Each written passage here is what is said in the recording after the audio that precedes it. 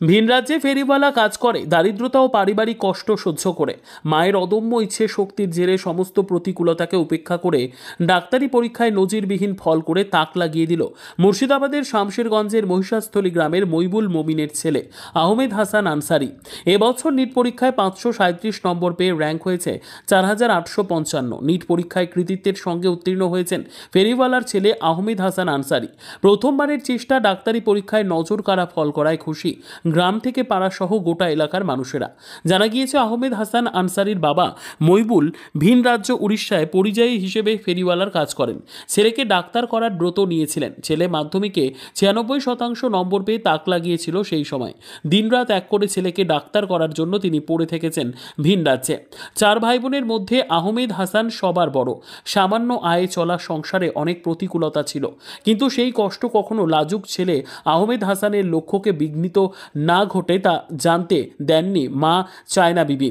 বাবা ও মা ও দাদিমাদের অদম্য ইচ্ছেকে বাস্তবে পরিণত করতে নিজেকে প্রস্তুত করে আহমেদ হাসান আনসারি। সেই সব তার প্রেরণার উৎস হয়ে ওঠে।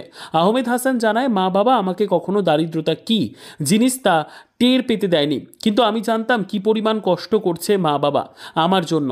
তাদের কষ্টকে আমি বিফল হতে দেব না। আমি ডাক্তার হব এমন পণ করেই পড়াশোনা চালিয়ে গিয়েছি। প্রতিদিন 8 ঘন্টা পড়াশোনা ও পড়াশোনার পাশাপাশি কোচিং নেওয়া, তার পাশাপাশি খেলাধুলো চলেছে সামনে।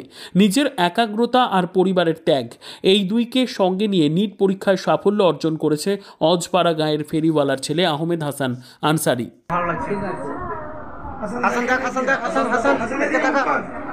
হাসান তাকাবে।